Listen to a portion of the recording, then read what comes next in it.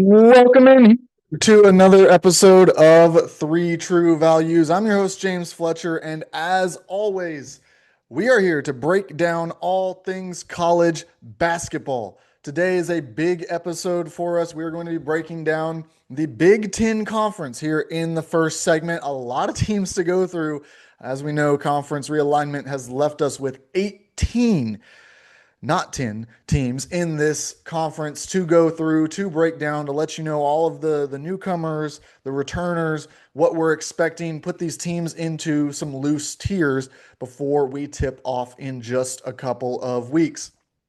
On the other side, in the second segment, we're going to talk to Brian Neubert, who covers all things Purdue. We're going to get his thoughts on the preseason number one team, at least in my book. I know some people have Houston. We're going to talk to him about Matt Painter, talk to him about the returning production of Braden Smith, and what to expect from some of the newcomers who round out that roster. And finally, to wrap up today's show, in the third segment, we're going to get you ready with a Big East preview. Going to be one of the most interesting conferences to follow. Lots of coaching storylines, lots of newcomers, a lot of just wait and see there. I know that, this is a preseason episode where we're kind of breaking things down, but I'm going to tell you right now, it's going to come down a lot to, well, here's all the pieces.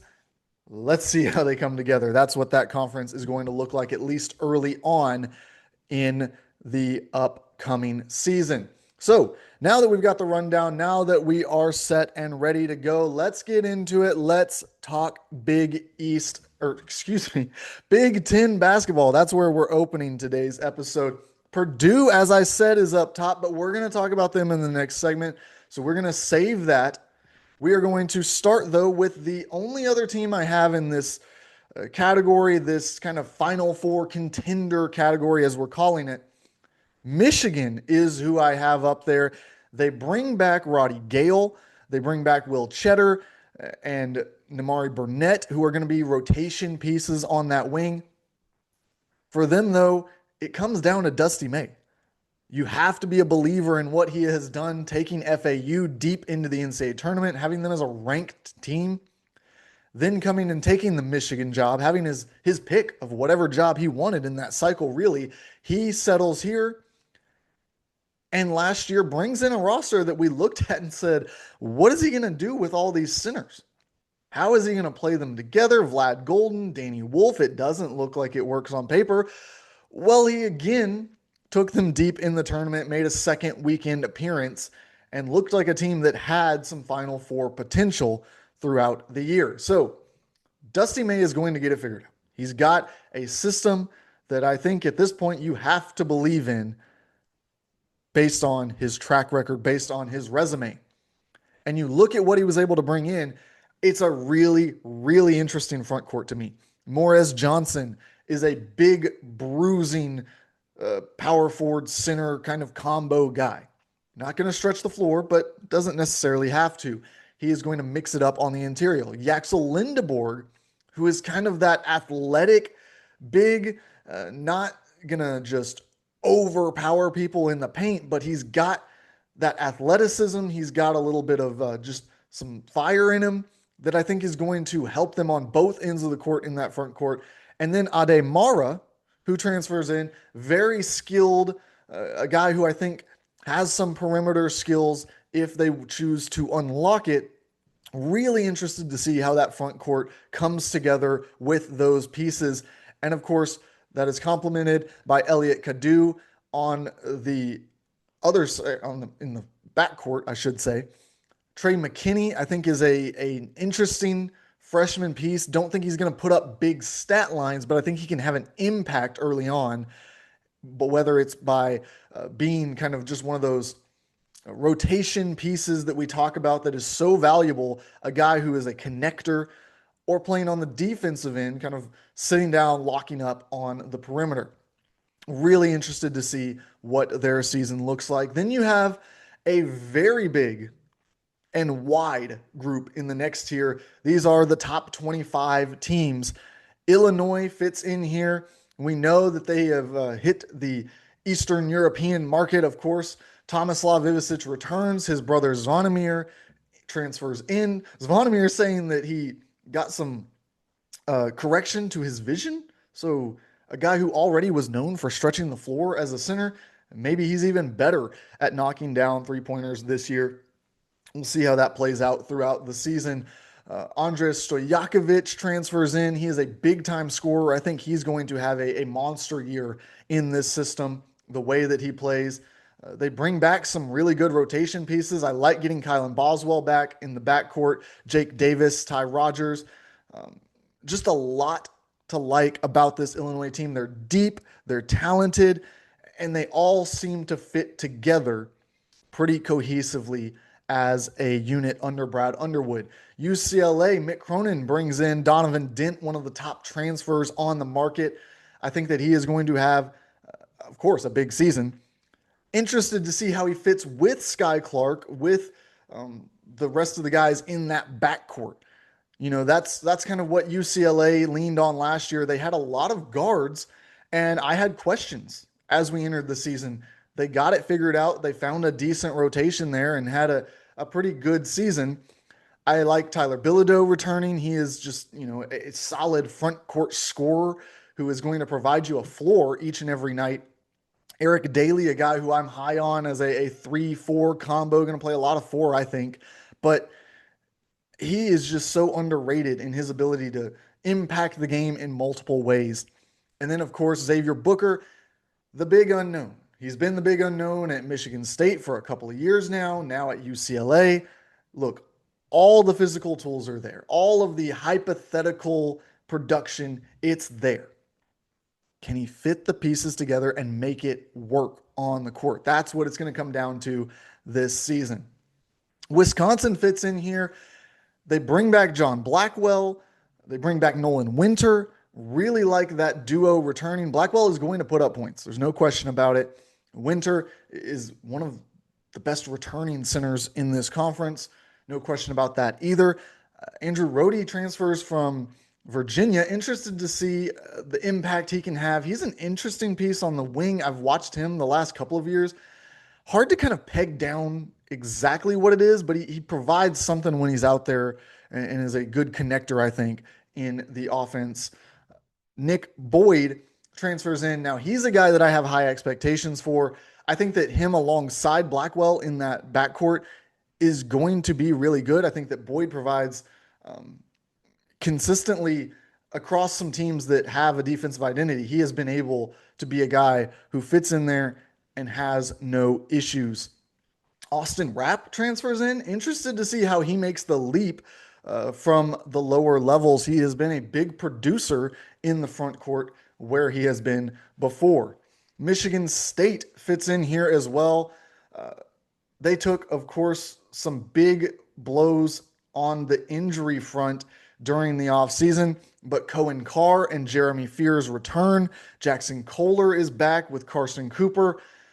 So there's plenty of returning talent from last year's very successful deep NCAA tournament run, but you lose a couple of really key pieces as well. Trey Holloman, no longer there, Jace Richardson. So how do they replace that production? Well, they're likely going to have to lean some on the freshmen Cam Ward and Jordan Scott to have a good year, to make a real impact as freshmen. Of course, they bring in Davino Gachukwu as well, a kind of a development piece there. I'm interested to see if he can take a leap here at Michigan State. Trey Fort as well, going to be in the mix, transferring up this season. Indiana. All right. A completely new roster. Just overhaul it. Darian DeVries comes in. He brings his son Tucker, who seems like he is healthy now. Interested to see when he returns to the court. What does it look like? We haven't seen him play basketball in a little while. He, of course, has been one of the best players in the sport over the last few years. He made the jump from Drake to West Virginia. Looked like he didn't have any troubles with it, but then the injury set him back. We didn't get to see it over the full conference schedule. We'll see it now at Indiana. Trent Sisley, an interesting freshman who I think could surprise some people, could have a really good year. Lamar Wilkerson, is going to be a big time scorer. He's going to come in and put up points in a hurry. I would compare not one to one as a player, but I think that the impact that he's going to have, the kind of, whoa, who is this guy playing under Darian DeVries? It's going to be similar to what we saw from Javon Small's breakout last season. As we said, completely new roster, so we can just go down the list and name a lot of new guys. Sam Alexis, how can he have a new impact? Nick Dorn, Josh Harris. Reed Bailey is an interesting one. Really fascinated to see how he fits in. He is, of course, making a leap up in competition as well. Now, a little bit smaller team of teams that I think are pretty solidly in the NCAA tournament picture, but there's some things that could go up and down throughout the season that could change that. We start with Iowa, where they as well have a coaching change. Ben McCullum comes in, brings Bennett Sturts, brings Tavian Banks, brings a couple of other guys from that Drake team last year that was so successful. I mean, went head to head with some big time competition throughout the season and into the NCAA tournament. They also bring in Brendan Housen, who will stretch the floor for them, help them in big ways there. Alvaro Folgueras, look, it's going to be interesting to see how that translates from one level to another. But man, he put up some big time numbers last year and had some really big programs after him in the transfer portal. So really interested to see what it looks like when he's out there at the Big Ten level. USC. Now, USC took a big hit when Elijah Arenas, a guy who I thought had lottery potential, was ruled out with a preseason injury. Just a culmination of a terrible offseason for him. Of course, we know some of the family stuff that went on. We're not going to get into that, but he had the car crash, which was terrifying. Even hearing him talk about it in a press conference after describing the events that he went through, just horrifying. And then to suffer an injury that's going to set back his basketball career on top of that, just a frustrating offseason for him, to say the least. Rodney Rice also dealing with an injury before the season begins. So this USC team that you see at the very beginning of the season, not necessarily going to be the one that you see at the end of it. But they do have Jacob Kofi, a guy who, after seeing him in some of the preseason availabilities, he looks like he's going to be a problem on the interior. Really interested to see what he does along with Gabe Dines, two different players in that front court. Ezra Azar as well in that front court. I think that they've got much more on that part of the floor than they did last year under Eric Musselman. Chad Baker-Mazara comes in on the wing. You know what you're going to get from him. It might not be consistency, but you know what you're going to get. All right, there's going to be an intensity. There's going to be a passion. There's going to be a just level of unhinged while he is on the floor. And look, you've got to learn how to funnel it. You've got to be able to maximize it to your advantage, but it definitely can benefit your team. Dickerson, Brownell come in as well. Interested to see what freshman Jerry Easter can provide. Returner Terrence Williams, can he take another step in that forward room to help this team move forward? Oregon. Let's talk about Oregon, because snake bitten by injuries year after year, it feels like. Jackson Shellstad already suffering a setback. Looks like he will be back at some point during the year, but not early on.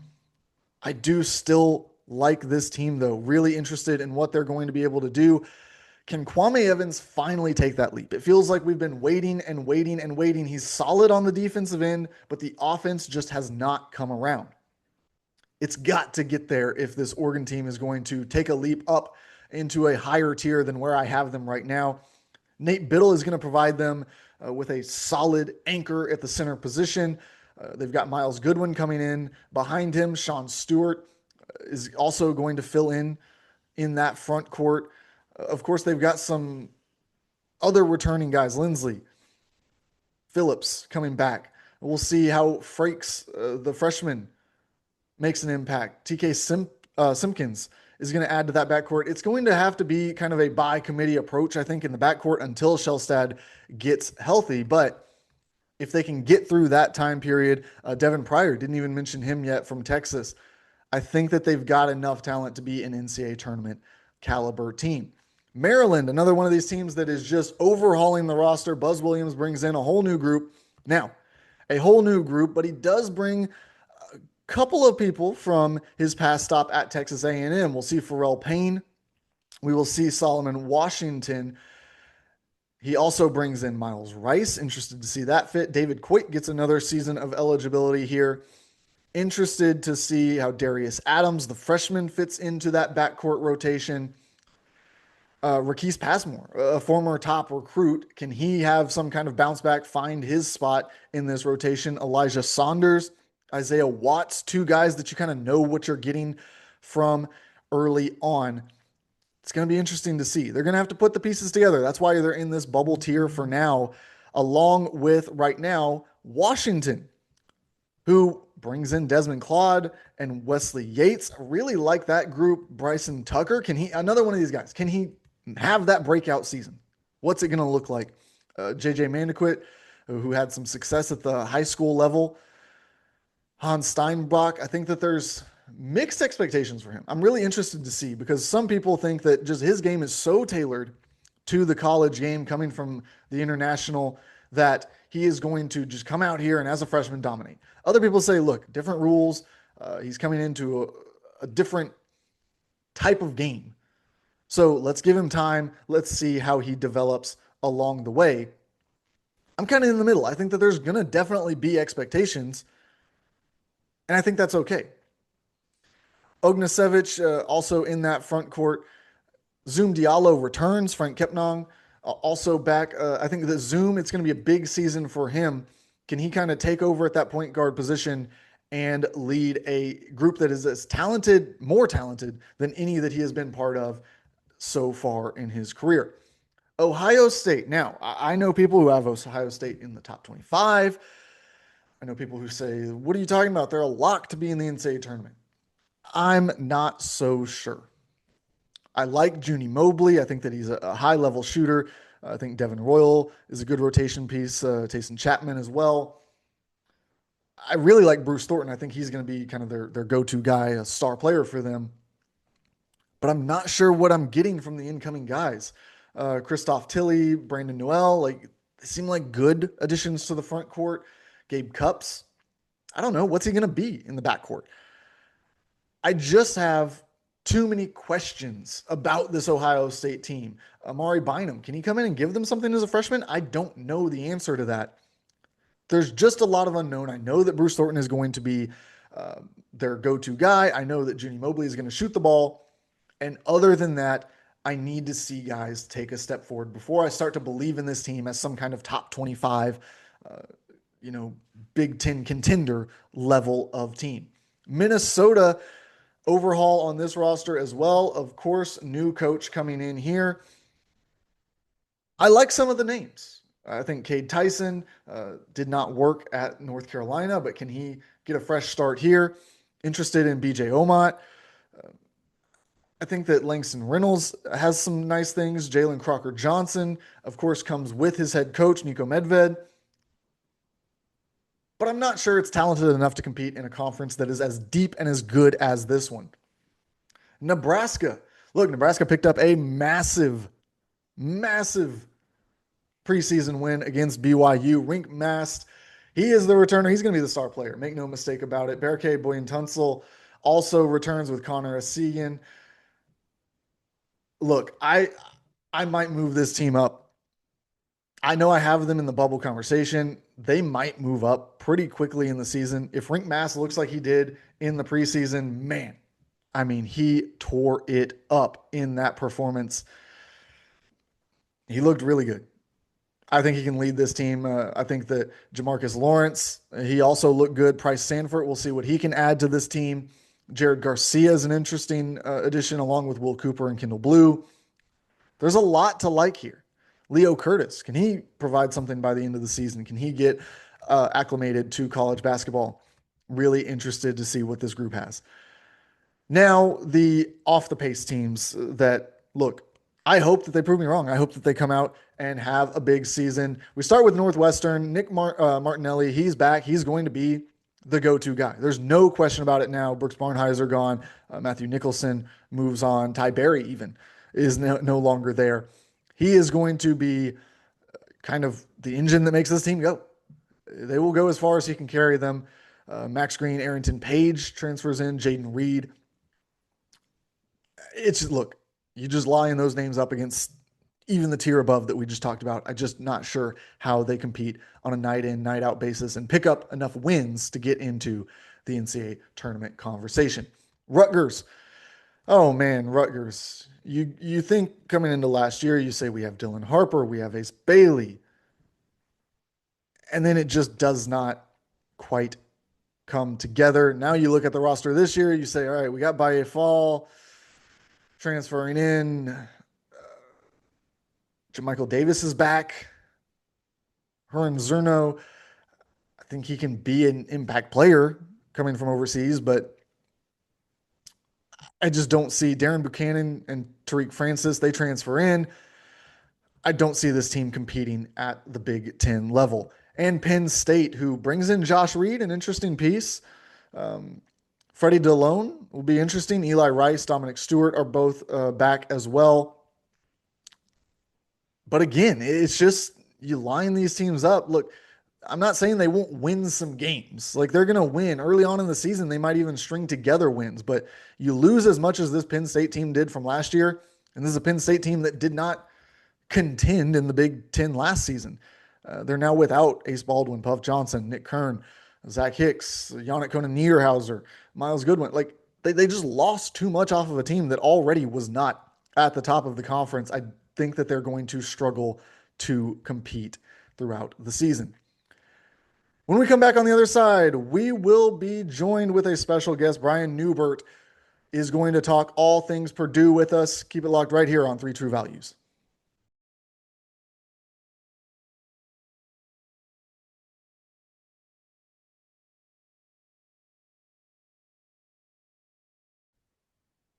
Welcome back in here on Three True Values. We've got Brian Neubert of goldandblack.com. He covers all things Purdue and the basketball season right around the corner. Brian, thanks for coming on. Thanks for talking hoops with us. You got some exciting stuff around the corner there. One of the best basketball teams we've seen in quite some time, ready to get going. Yeah, this is the fourth time in 5 years Purdue's been number one in the country. So with um, great teams come great expectations. So it'll be really interesting to see if Purdue's up to the challenge here these next 6 months or so. So Yeah, I'm really fascinated just in Matt Painter, his kind of longevity of his career, but then finding this run of success. Obviously, he's been a successful coach throughout his tenure, but I mean, to get into this kind of perennial Final Four contender status deep into his career at Purdue, what has been maybe the changes, or is it just kind of a commitment to the daily grind that's gotten them here to where now we talk about them so regularly at the top of the sport? yeah, it kind of sounds cheesy. It kind of sounds like a Hallmark movie, but he's really sort of done things his way. Mhm. He's prioritized recruiting guys he knows he can coach, he knows he can get along with, who have basketball IQs and offensive skill. And years back, he used to be like a really aggressive Bob Knight, Gene Katie level defensive grab and hold sort of coach. The game has changed, and he's done a really good job adapting with it. This became an offensive program. Probably 10 years ago, they really put an emphasis on three-point shooting, Mhm. in line with the way basketball at all levels is going. He really put a priority level on offensive skill and intelligence over athleticism, things like that. And ever since then, they've been one of the best offensive programs in college basketball. They've paired that with ultimate size at times, and the marriage between having really influential physicality at the rim, really good centers, and really good skill around them has really turned them into a really formidable offensive program. When you throw in a true point guard like Braden Smith, you work in a lot of more modern ball screen type of stuff into what they've done, more of an NBA approach to your offensive play calling and offensive playbook. They've just been really hard to stop over the years. Yeah. Um, they've they've been able to develop players probably as well as anybody in the country. They've been able to retain those players. I think that's part of what's interesting about Purdue is in this portal era, they've been relatively untouched by it. Yeah. they've been able to keep guys together.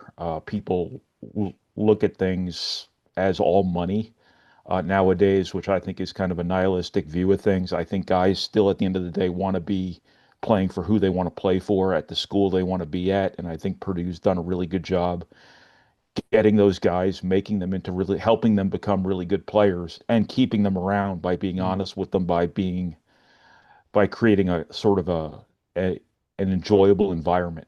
They've kind of again, I don't want to parrot coaching cliches here and stuff kids say, but they've kind of made it they've kind of made winning fun. Not Yep. that winning in general isn't fun, but the process of winning, Right. they've kind of made that fun. Painter's always been good about being honest with guys, and a lot of coaches say that. Very few of them mean it.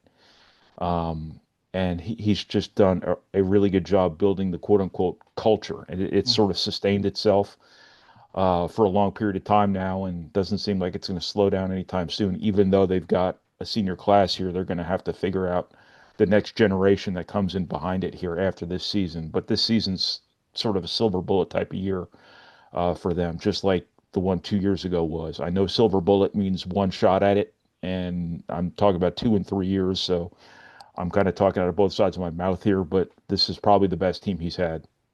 For sure. And I remember as you're talking about kind of how they've been able to avoid kind of the attrition that other programs have had. It reminded me that last year, I guess heading into last season, I was talking to a lot of coaches, talked to somebody at Purdue, and I remember just kind of as almost a throwaway in my conversations with these coaches, I would say, what's the transfer portal like this offseason? And he kind of laughed and he said, "Well, thankfully, I don't have to deal with that." Yeah. And that's kind of I feel like um, it goes into kind of that culture that they've created and the ability to, even though they used the transfer portal this year, it was to get specific things that they had Mhm. identified as needs to go get guys that they had targeted for a specific role. We look at that Oscar Clough, obviously going to be the biggest impact of those guys that they brought in. And I'm really fascinated to see what role he can fill for the team this year. What have you guys heard about him and maybe seen to this point? Yeah, well, first off, there's kind of a misperception out there that Matt Painter's anti-transfer. No. What he's not going to do is he's not going to rebuild his team every Right. single year with transfers. That's what he's talking about when he says he doesn't have to worry about it. But he's more Yes. than willing to complement the existing core that he has to keep together. He's still going to build with high school kids, but he's going to add to that core when need be. Lance Jones 2 years ago, when they went to the Yeah. Final Four, was the final piece of the puzzle Right. that could not have gone any better. He was the perfect recruit at the perfect time, and they probably don't do what they did without him. I think there's some parallels to be drawn between Lance Jones and Oscar Clough. 1000% different as players. Yes. Uh, I mean, they're not even, they play the same sport. That's where it ends. But Oscar Clough, like Lance Jones, I think is the perfect recruit at the perfect time for them because Purdue, what held them back last year uh, was they didn't have size, which Mhm. sounds crazy for Purdue because it has this reputation of having giants every year. But the second game of the year, I think it was, Daniel Jacobson, who's 7'4", was a true freshman last year, broke his leg, was out for the year. He might have made a huge difference in the course of the year, but at the end of the day, he was still a freshman, still wasn't physically ready. Their other big guys weren't quite up to being the difference makers that Purdue needed. So the defensive rebounding and the rim protection pieces of it were just absolute deficits. Yeah. And, Purdue didn't have the chance to be as good as it could have been with the core it had because it had that one glaring open wound that held them back every single game. Oscar Clough comes in, Daniel Jacobson comes back, but Oscar Clough is just a blue collar, I don't need the ball, I just want the ball type of guy. He's going to fix their defensive rebounding problems. That's going to lead into transition offense. That's going to lead into more possessions and it's going to draw fouls. And that's the stuff that Purdue has been known for over the years. That just was a complete, absolute black hole last season. Yeah. And when I talk about him being the perfect recruit at the perfect time, I mean what they lacked last season. And part of that is like the egoless sort of just blue collar approach. I'm Yeah. just spewing cliches at you here, but the egoless blue collar approach where he's not going to need the ball to be productive. He's going to go get the ball himself. Just absolutely perfect for what this team needed, and I think he's going to fit in really well. And fans are really going to like him because he's a really fun guy with a big personality and a really cool Australian accent. Every time I go to practice, I expect to see him with like a knife between his teeth or something because you just kind of have that caricature of people from Australia, and Yeah. he kind of plays like that. He's a really tough, really relentless type of egoless guy, and it's going to be a lot of fun for them to for them to play with him, I think. For sure. And we look at his front court mate, Trey Kaufman-Renn, and he's a guy who really fascinates me because you talked about kind of the deficits that that front court had, but we saw Kaufman-Renn really break out. I mean, he took on as much as he could of the roles in that front court that were needed. I'm really interested to see. Obviously, he's played with Zach Edey before, so he Yeah. knows what to do next to a big center. But I'm interested how much of that experience last year helps him to be even better this year in a complementary role. You've now gotten to play both sides of it, and so he's going to give you, I think, not only a change up in different minutes, but also be a guy who can be even better in that role than he was earlier in his career. Yeah, the thing for him last year was when Jacobson got hurt, they didn't have functional size to put next to him at the four. They had to move him to center, which made them really good offensively because he's so Mhm. skilled and he was such a matchup problem for bigger guys. But then at the end of the day, you're spending 40 minutes a game or 30 some minutes a game wrestling with bigger guys. Yeah. You're trying to overachieve on the boards. You can't foul because Purdue had nothing to come in offensively behind him. You couldn't foul, and when he got in foul trouble, um, things kind of went sideways at times for Purdue a little bit offensively. And when you look at when Purdue really struggled last year, it was really big guys that Kaufman Ran had to sort of wrestle with. Michigan had Yeah. Vladislav Golden. Penn State had the big French kid whose name I couldn't have Yeah. remembered Yannick if Conan Niederhauser. yeah, I Yeah. couldn't have remembered that name if they played last night, let alone 8 months ago. But that dude was good, and those guys are Yes. huge and physical. And when Kaufman ran, not only has to punch above his weight class, but also can't afford to foul. Hmm. The whole rebounding part of it is was just a Right. disaster for Purdue, and it's not what they're used to. But it made them really good offensively. But now I think all that stuff is fixed. I think he's going to be really good playing on the perimeter. I think he's going to be in a position to pass to bigs more. I think his assist numbers are going to go crazy. I think his rebounding numbers are going to spike because the blast radius of Clough and Jacobson at center, I Hmm. think, is going to create some gaps for him to get in there and get rebounds. And I think you're going to see one of the best players in college basketball. If um, I'm not sure, I have to choose my words carefully here because I don't want to say something that's going to get me in trouble or get me hot taked. Yeah. Purdue has the best player in college basketball, in Braden Smith, but I think Purdue has co-best players on its team right now. I Oh, think Trey Kaufman-Renn is that good, and yeah. I think at the end of the day, if Braden Smith and Trey Kaufman-Renn don't cut one another up in terms of the notoriety they get, I think Trey Kaufman-Renn's right there at the end of the year, provided he stays healthy. Obviously, for National Player of the Year, I think he's that good, and I don't think people know what's coming here. For sure. And we've made it this far in. Haven't talked about Braden Smith yet, so now's the time when we have to do it. Like you said, I'm voted by the coaches. So not Yeah. even um, some just outlandish statement, but the best player in college basketball entering the season, a preseason All-American, um, a guy who has all kinds of milestones ahead of him this season, can set records left and right throughout the year. He does so much for the team. Obviously, it's the points, the assists. He even gets in the mix, gets some rebounds along the way. But how big is his leadership for this team? A guy who has been through almost the entirety of this big upswing for Purdue basketball, these silver bullets, as you called them. Yeah. How much is his last kind of big run towards this going to uh, be an emphasis? Yeah, well, he's sort of the ultimate competitor type of guy. I think he's their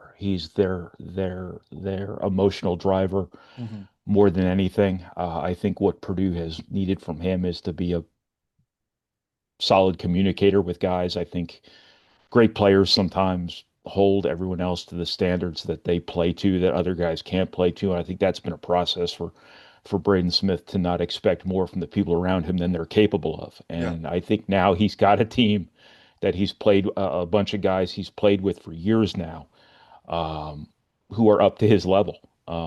Perhaps not quite to his level, but can do the sort of things that he can bring out of them.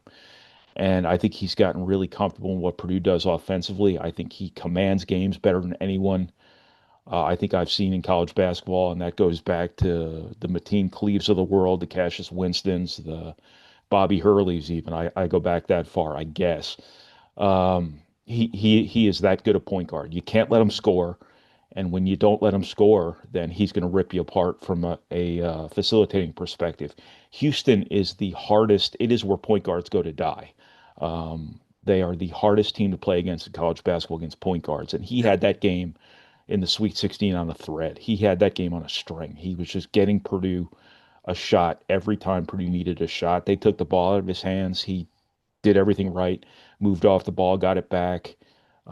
Just an absolute puppet master in terms of managing college basketball games. And when you got one of the best front court scorers in college basketball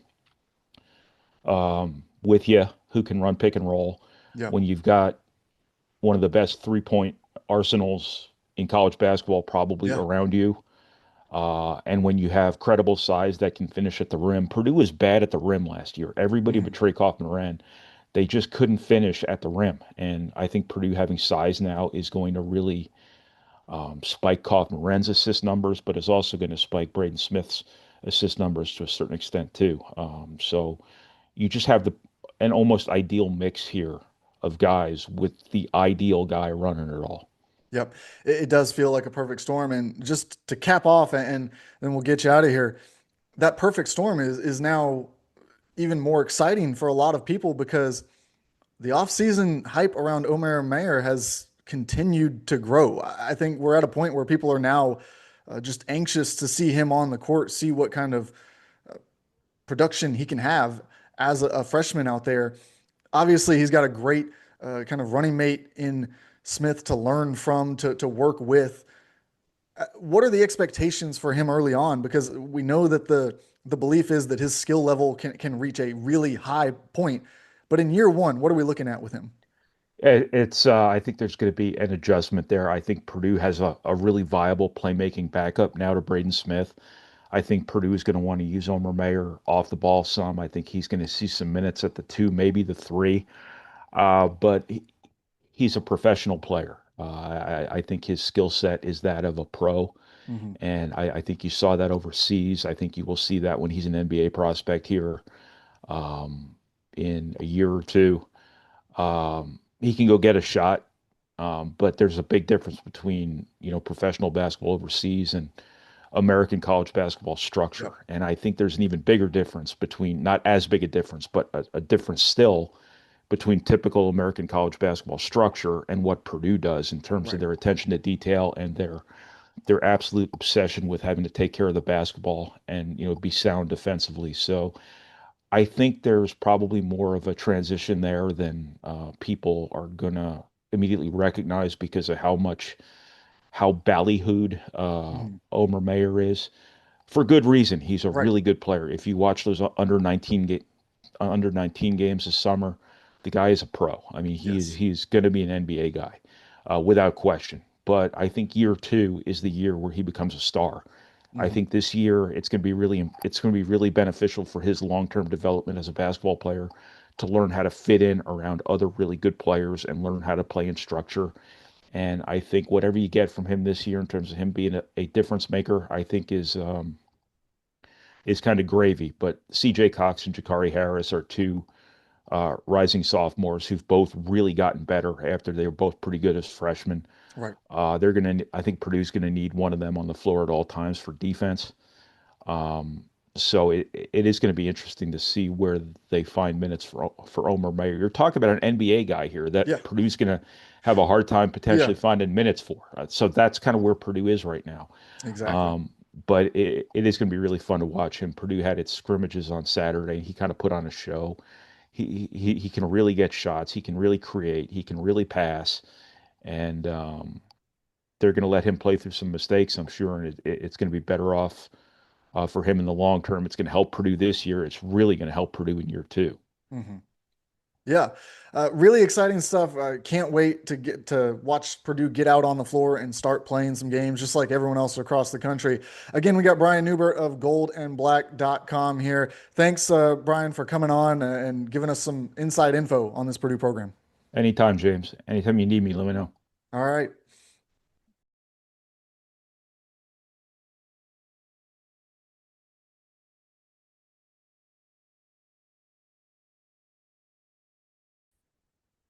Welcome back in here on Three True Values. As we wrap up today's show, we've got to get you ready for Big East basketball. That's right. A lot going on in this conference, so many storylines to follow. It's going to be one of the most fun in the country to track throughout the year as we approach March once again.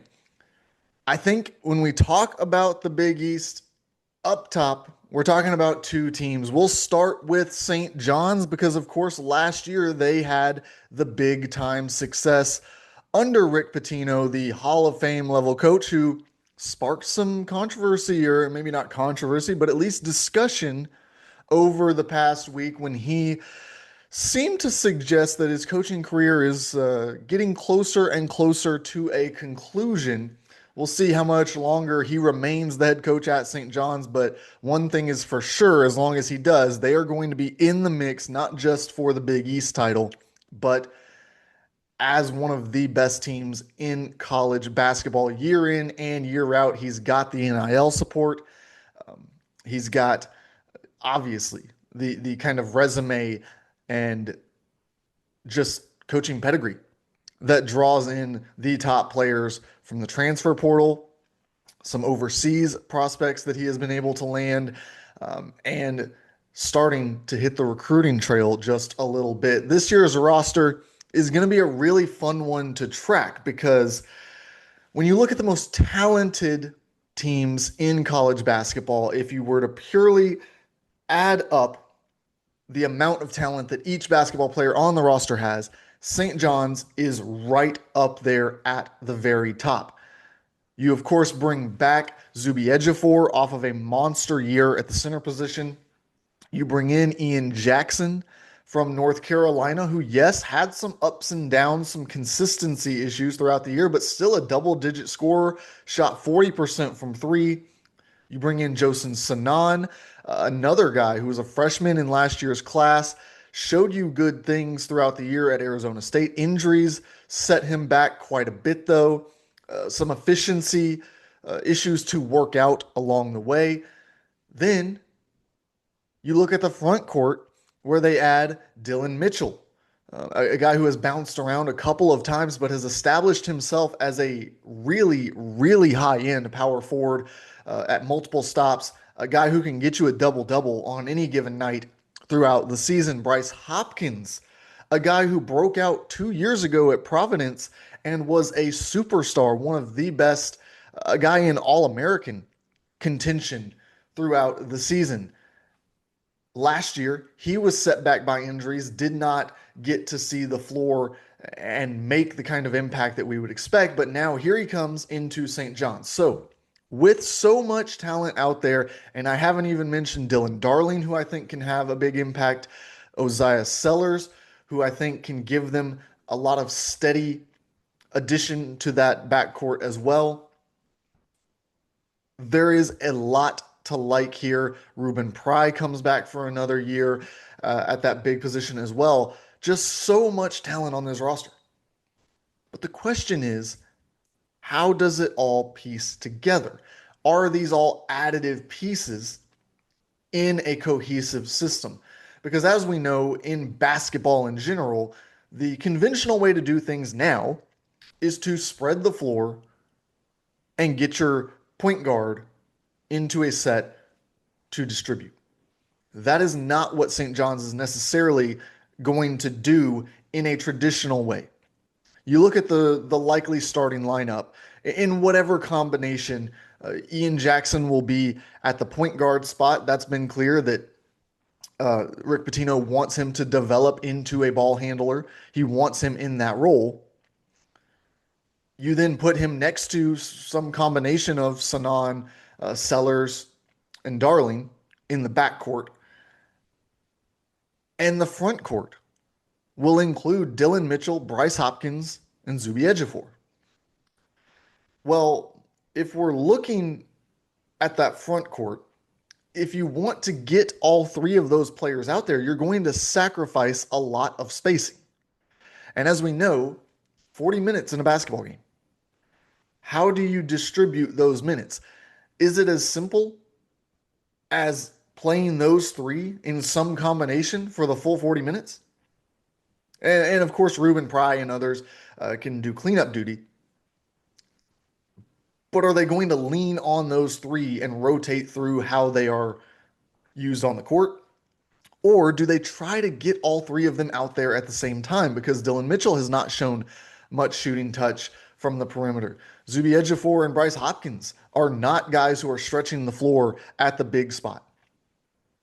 So how does that impact the spacing for Ian Jackson, who is converting to point guard?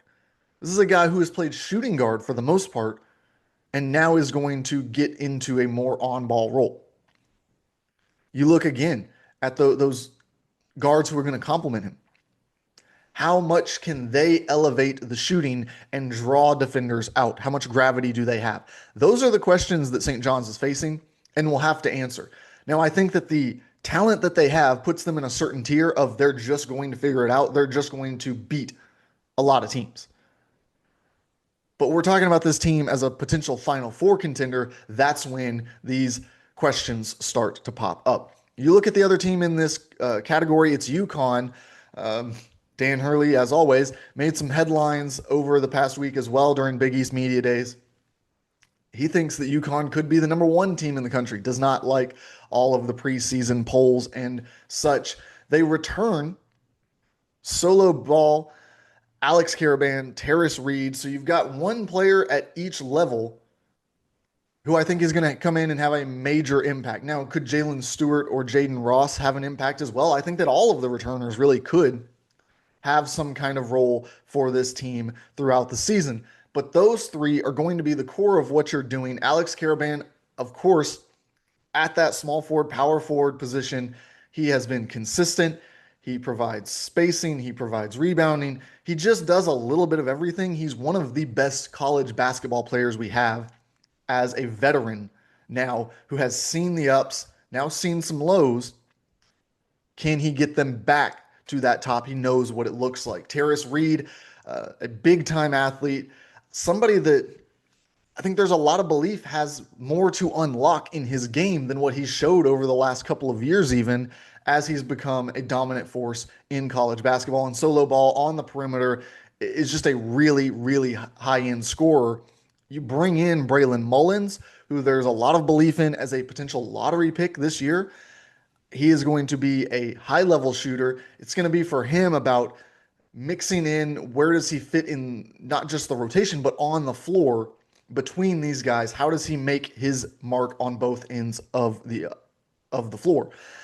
Malachi Smith comes in. I think he's the most impactful transfer outside of Silas DeMary, who is going to be the starting point guard for this UConn team. I think that it's going to be interesting to see those two backcourt additions. Looks like UConn will run a lot of three guard sets as a result of Mullins coming in as a freshman, of course, and then getting DeMary Smith back with Solo Ball. I'm really interested to see how those combinations kind of play off of each other. DeMary is going to get downhill. He's going to be one of their top scorers, I think, this next season. But Smith is a real connector, a guy who I think is going to kind of help bring things together, kind of solidify things within that unit. We move to the next tier where Creighton is a top 25 team for sure, but there's to be determined on how it all fits together. How does it turn into that Elite Eight, Sweet 16 level team? Interested to find out. They return Fedor Zugic, interested to see how he can grow in another year playing in the college game. Of course, he came over from an international level. Jackson McAndrew is so talented. It's just about bringing it all out, finding it, his role, and getting the most production that you can from him this season. They bring in Hudson Greer, who there's a lot of anticipation about, as a freshman. But for them, it's all about the transfers that they brought in. Owen Freeman is going to fill that center position. He is a much different center than Ryan Kalkbrenner, so it's going to be interesting to see how the Creighton schemes shift this season. I think they're going to have a lot of different looks than we've seen over the past few years, with a defensive anchor on the interior. Of course, Josh Dix also comes from Iowa. He is a sharpshooter, going to add a lot to that wing position, going to make it easier for some of these guards, including Nick Graves, who comes in to handle the ball. Blake Harper and Austin Swartz, also part of this incoming transfer class. I think that they've brought in a lot of talent, and now it's just about slotting pieces where they need to go for this team. And of course, I trust Greg McDermott to do that in a big way. The next tier, we've got another standalone team because I am waiting to see what Marquette shows us. Under Shaka Smart, of course, they bring in no transfers again. This time, though, a little more concerned. See, when they lost Omax Prosper, when they lost Tyler Kolek, you could look at the roster and say, well, Cam Jones is coming back. Stevie Mitchell is back. David Joplin can fill in some of those minutes. They don't do that this year. It's going to be interesting to see. They're going to need big leaps out of guys. Chase Ross is going to get his chance to show what he can do in this offense. Royce Parham is going to be given an opportunity to, take on a big time role. Ben Gold in the front court is going to be asked to do a lot.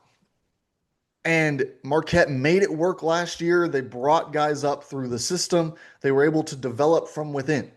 It's going to take a lot of development this year if they're going to get to the heights that they've been at for quite a while now over these past few years.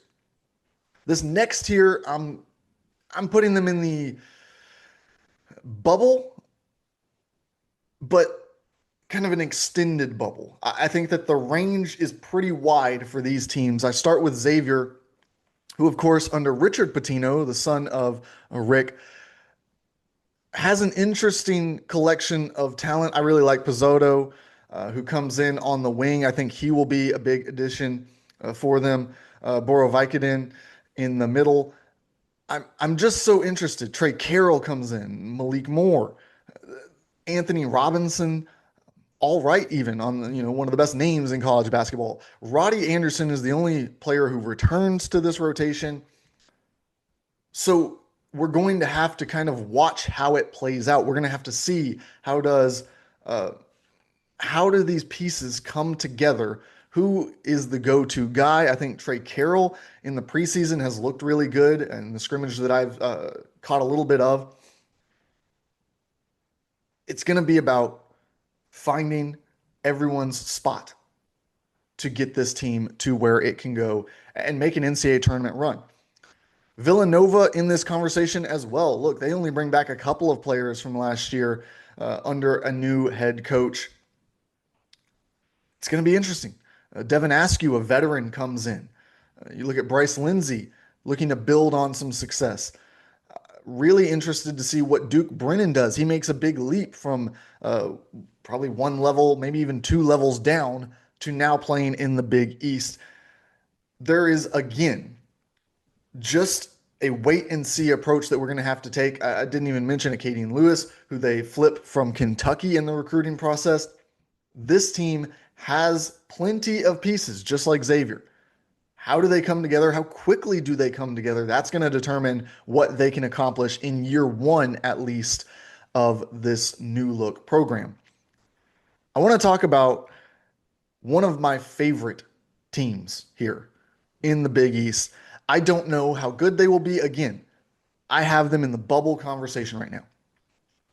But man, do they intrigue me. I think that the collection of talent is going to be so much fun. And that is Butler.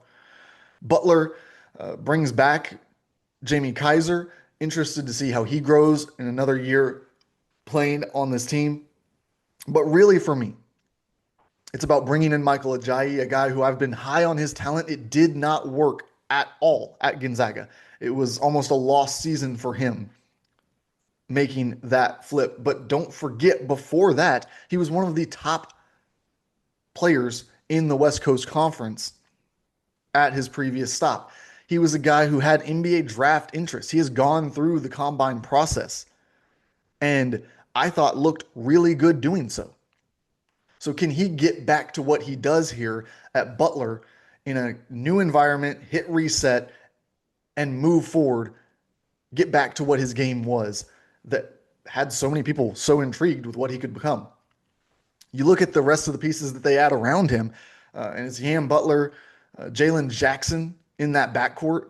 I think that that is a potent backcourt. I could put up a lot of points throughout the season. Yohan Traore comes in, a guy who, again, one of these guys who it just hasn't worked when he's been at the top level of college basketball. But then he went to a step down, dominated, came back up and played a role for an SMU team, looked good last year. Can he build on that? Can he come into Butler and now put the pieces together and take that next step to be a big producer again in college basketball? Drayton Jones at the center position, look, he's not going to put up a lot of stats, but he is a big, imposing presence inside. My biggest concern for Butler, if I had one, would probably be the depth. It'd be about finding enough behind those guys that I just listed who I love the fit. Can they get enough behind them to fill in those minutes as needed throughout the season? We talk about the rest of the teams here who I think could jump up, but there's just so much unknown. Seton Hall, I like Elijah Fisher. I like AJ Staten McRae. Stephon Payne is going to be interesting to watch how he makes a leap up to this level. Just a lot to watch here, but I'm not quite sure that it has the same top end potential that the Xaviers, Villanovas, and Butlers that we just talked about have if things click together. At Georgetown, they bring in Vince Iwuchukwu, Jeremiah Williams, kind of solidify that center position. KJ Lewis comes in with Langston Love to work on the wings. They bring back Malik Mack. I'm just kind of a little bit confused, honestly. What is this Georgetown program? Where do they go? It just hasn't really clicked. It hasn't fit together and got rolling down the tracks so far. And now is the time where you start to wonder, does it?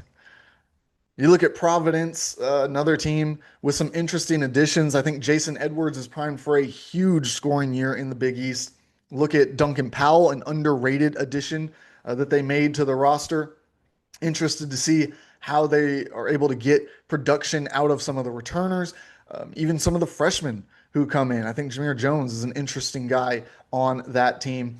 And then DePaul, which I think could be a little bit more lively than we've seen DePaul in recent memory. I do like some of the things that they were able to accomplish this offseason.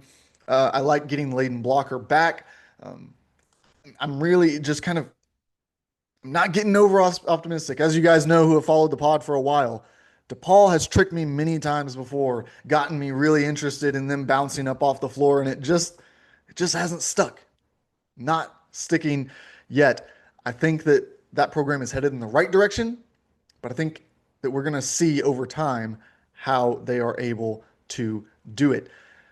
Thank you for tuning in once again here on Three True Values. Next week, you're not going to want to miss it. We will be talking about the SEC and the American Conference. We'll have guests in to talk about both of those. You're not going to want to miss it. Stick right here on Three True Values. We are rapidly approaching the college basketball season. Stay tuned. Keep it locked in, like, subscribe, whatever it is that you have to do on these feeds. You're not going to want to miss our content as we keep rolling here throughout the entire season.